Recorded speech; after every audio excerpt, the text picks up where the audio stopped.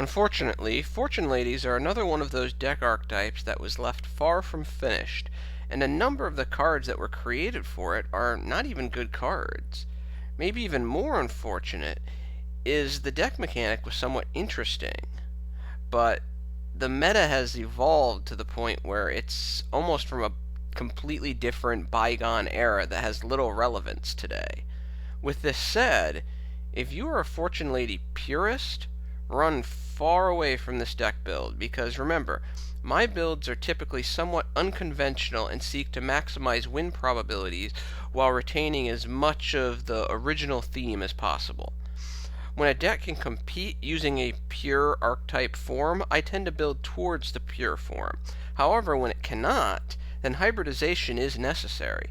Fortune Ladies have no chance of competing against almost any deck in its pure form. It's just the cards just aren't good enough, and there's not enough cards. With that said, this build starts, as most do, looking at the direct support. Addressing the monsters first, Fortune Lady Earth is the biggest hitter of the group, but it's just not good. Rarely has Yu-Gi-Oh! Ever seen a meta where monsters that did not have some form of innate protection effect could consistently stay on the field for long periods of time. Recall that most high attack power monsters are not removed via battle, but various card effects. And in the XZ environment that permeates Yu-Gi-Oh! Now, there are even more options to get rid of opponents' monsters, i.e. bullets to dodge. The 400 damage per turn on only the controller's standby phase is just pathetic. If this card could deal more damage, something like 100 points times the current level, thus the first burn would inflict 700 over 400, then 800, then 900, etc., etc., then this card could be usable because the damage profile would be large enough that it didn't have to attack to be worth the investment to put it on the field. Thus it can avoid battle-based removal options. However, as I tend to say when discussing how a card could be better, that's not this card's effect, so chopping room floor. Fortune Lady Dark. While Dark has less attack power than Earth, its special summon effect makes it an essential component in any Fortune Lady deck. Obviously, the key combination card for Dark is with Water, but Fire can also be a nice combo piece as well. Unfortunately, Dark's effectiveness is reduced by the sheer lack of Fortune Lady cards in general, and even those that are good have only situational effects. Also, its 2,000 attack points can somewhat hinder its effectiveness, forcing you to wait a turn to produce its overall effect. Overall, I like running 2 copies of Dark instead of 3 to reduce the probability of drawing a Dark into my hand, because that reduces its overall efficiency of the build. If Fortune Ladies had more quality monsters, then I think playing it at 3 would be much more viable. Fortune Lady Water is one of the most important cards in any Fortune Lady deck. Running 3 is pretty much mandatory. The key aspect of Water's effect is that the ability to draw is not limited to once per turn.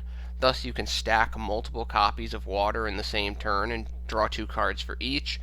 Thank goodness there's no limit, because a vast majority of the time when running Fortune Ladies, regardless of the specifics of the build, Water will be the chief water carrier when increasing the speed of your deck. Also, Water is the only starting level 4 Fortune Lady, which makes her even more important as the most stable piece to make your XZ plays. Fortune Lady Wind is kind of the black sheep of the Fortune Ladies in that she has a powerful effect, but one that doesn't really amount to much over the long haul. The chief problem with the effect of Wind is that it requires a normal summons. The obvious inspiration behind Wind's effect is Stratos, but elemental heroes have so many more ways to get heroes onto the field. While the effects may be similar, the power of the effect is as different as night and day. Wind would have been much better served if the effect was when this card is summoned and you have at least one Fortune Lady not named Fortune Lady Wind in your graveyard, destroy one spell trap on your opponent's side of the field. Thus you could combo it with both Light and Dark's effects. With no quality or consistent searcher, again unlike heroes, using Wind's effect efficiently basically amounts to hoping for good fortune. Fortune Lady Fire has always been a frustrating card because it frequently can be a dead card. This card should have had some form of secondary effect. For example, Fire's effect could have been, when this card is special summoned, remove one Fortune Lady in your graveyard from play to increase this card's attack point equal to one other monster on the field until the next end phase. That way you could summon it via light or dark, then you get your monster destruction and damage, or you could just special summon it in general to have both the ability to feed Fortune's Future as well as have a card that could very rarely be the finisher or could actually destroy something via battle. Unfortunately, it only has the very limited destruction burn effect, which makes this card a huge liability to be in the hand. Therefore, I only run one copy so I can hopefully fish it out with light or dark when the appropriate situation arises. Fortune Lady Light is similar to water. This card must be run at 3 in any Fortune Lady deck, hybrid or pure. Light is somewhat similar to dark in the context that its effect is powerful but also limited due to the lack of quality Fortune Lady monsters. Also, light does have a tendency to miss timing with her effect because it's an optional effect, so that limits the number of cards that can be used to activate its effect. Finally, light also suffers because her effect does not trigger when returned to the deck, which, oh man, that would have produced some very nasty Fortune Lady combos. Overall, when building a Fortune Lady deck, half the battle is determining what cards are you going to use to activate Fortune Lady Light's effect. Solitaire Magician. This card would have been a nice addition to a Fortune Lady deck if only it was a Fortune Lady, and its effect was not ridiculous in its requirement. Seriously, 3 levels, not just 1? The fact that this card cannot be searched by light or dark significantly hurts its viability. Basically, if you want to run Solitaire with any real efficiency without relying exclusively on luck, you need to run a searching card like Magician's Circle. Heck, even if this card had some innate way of special summon itself, it would have been useful, but overall there are just too many restrictions to warrant running this card. In some context, this card is kind of like Earth in the fact that its designers must have thought that Fortune Ladies would have the ability to sit on the field for turn after turn after turn. Thus, the 3 levels would be considered fair, and if you lowered it down to like 2, that's too powerful because, those Fortune Ladies are going to be level 12 when you summon one of these things, and yeah, that's not how it works. But moving on, continuing with the direct Fortune Lady support, I think it's time to talk about what I think is probably the most controversial card in the support group, Fortune's Future. At its core, Future is a tricky card to play well because of its condition. The biggest problem for Future is simply the lack of quality Fortune Lady monsters. That seems to be a running theme. Even if one wants to gamble with running 3 dark over 2 dark, realistically, the most Fortune Lady monsters that a deck's going to run that has any chance of being competitive whatsoever is about 9 or 10. Therefore, if one wants to run 3 Fortune's Future, you're going to have to get lucky and make some clever deck design that, in my opinion, tends to actually reduce the efficiency and the probability of victory. Overall, I think it's just better to run 0 Fortune's Futures and not deal with all that inconsistency that it brings. But since this deck strives to be as Fortune Lady as possible while still being competitive, I run 2 copies, because it can be really nice when it actually works out for you. Fortune Ladies have their own attack defense increasing card, which makes sense based on their effects, but the card itself is pretty much worthless. Realistically, Time Passage is incredibly unimaginative, and when originally created, it really was only slightly more meaningful than some generic increaser like Rush Recklessly. Overall, attack modifiers that only modify attacks are useful only in decks that are chock full of monsters that produce effects via battle damage or destroying monsters, and Fortune Ladies only have 1 such monster in Dark, and even then its combination is rather needless because Time's Passage is not really significantly better than something like Rush Recklessly. Inherited Fortune has 2 chief problems: the lack of a good searcher for Fortune Ladies, or even just the lack of ability to consistently know these sets of cards can put Fortune Ladies into my hand. either from the graveyard, from the deck, from the banished zone, whatever. And the second problem is the lack of Fortune Lady monsters. Again, the recurring theme, where look at this huge lack of good Fortune Lady monsters. If there were more quality Fortune Lady monsters, especially one that might have had like the effect of Deskbot 002, then this card would be fantastic. It would be utterly beautiful, and you'd run it 3.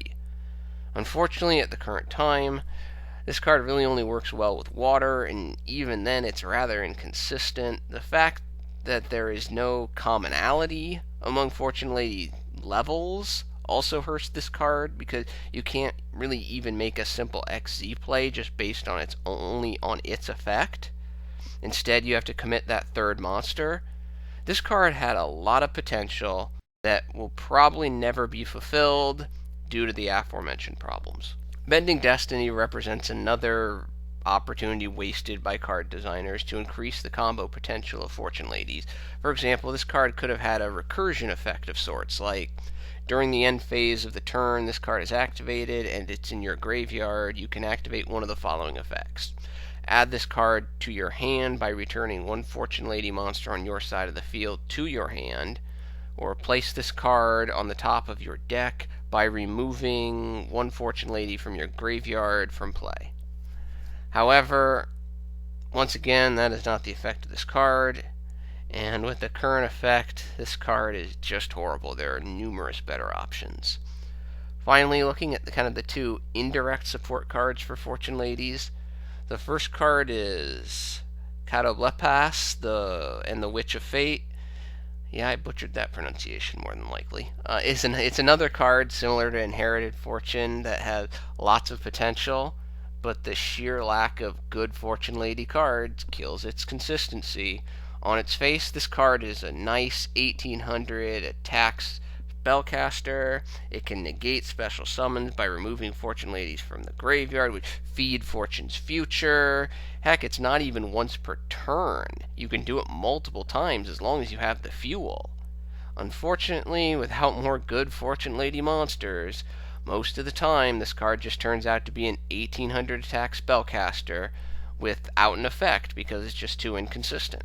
The second card is much more famous. It's Future Visions, which is absolutely horrible for a Fortune Lady deck, either a pure build or a hybrid build. I think a number of Fortune Lady deck players are kind of blinded by the combination potential between Future Visions and Fortune Lady Light, making this a trap card of sorts, because those players don't see the simple fact that Future Visions is a horrible card for the deck as a whole. The chief problem with Visions is that it's a frontrunner card, in that it significantly benefits the player that is winning. It also benefits decks that have numerous tools for special summoning monsters. Yeah, most decks out there, they're going to have a lot more tools for special summoning monsters than Fortune Ladies, especially pure Fortune Lady decks. Losing the turn off a tribute summoned Dark also hurts significantly, and the single attack point increase, a light going from 200 to 400, or a water going from 1200 to 1500, it's just not worth it to lose that monster for a turn. Again, with the sliding level scales of Fortune Ladies, the opponent has a higher probability of taking advantage of XZ combinations with Visions on the field than you will. Play with a Fortune Lady deck against a competitive deck, and you'll quickly realize that you need your normal summons a lot more than your opponent will typically need theirs.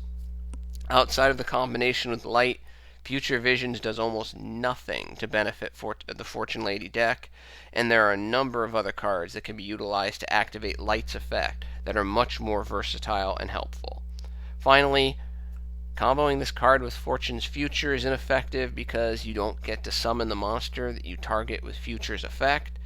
Thus, the combination basically changes the effect of Future to send one Fortune Lady monster from your hand to the graveyard and give up your normal summons to draw 2 cards.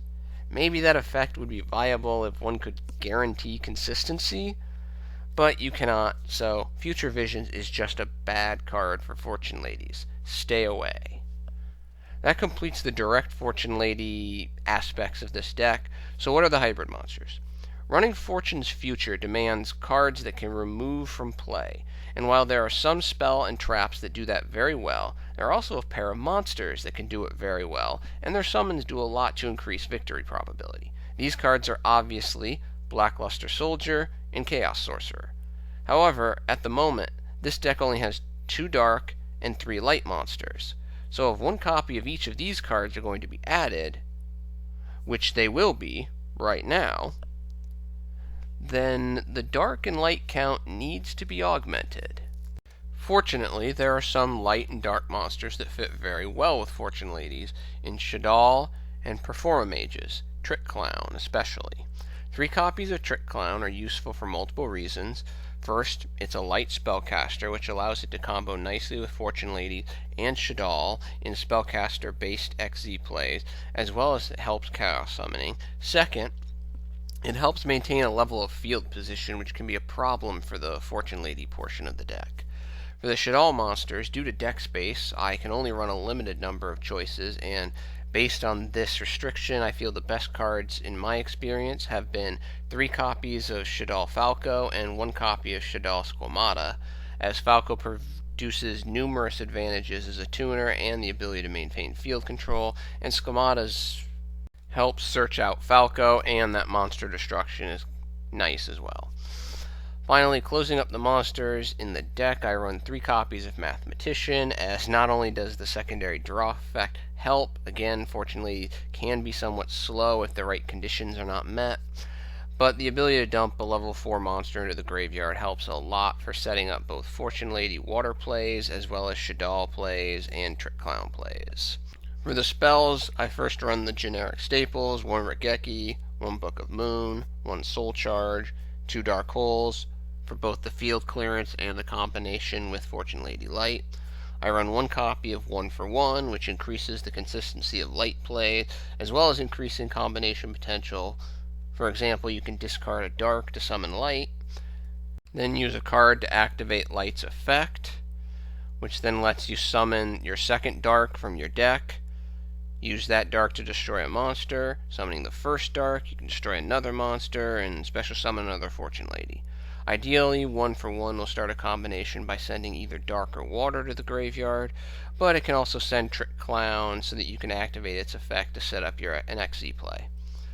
Also, I run 2 copies of Different Dimension Gate. Obviously, the immediate presence of this card is to combo with light.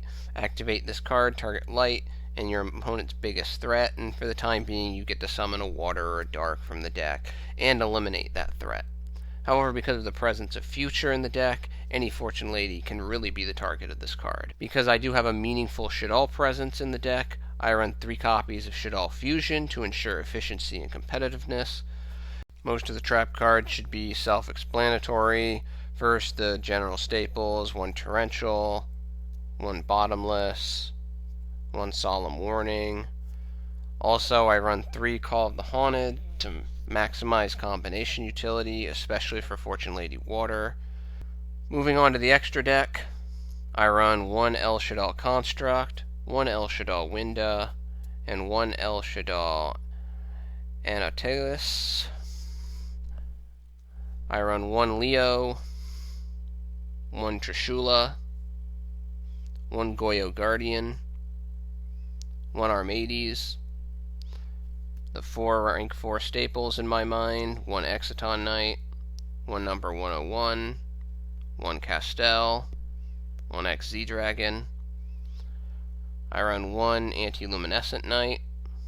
Because we're dealing with a lot of spellcasters, I run 1 Performage Trapeze Magician, and this is a pretty nice card in this deck because it doubles the effectiveness of Dark. If your opponent has 2 monsters that Dark can kill, you can get 2 Fortune Ladies before Dark dies at the end of the battle phase. You can target Light, destroy it at the end of the battle phase, activating Light's effect. And as well, it's got that damage absorbing effect as well. Finally, I run 1 Gaga Samurai and 1 Gaga Cowboy.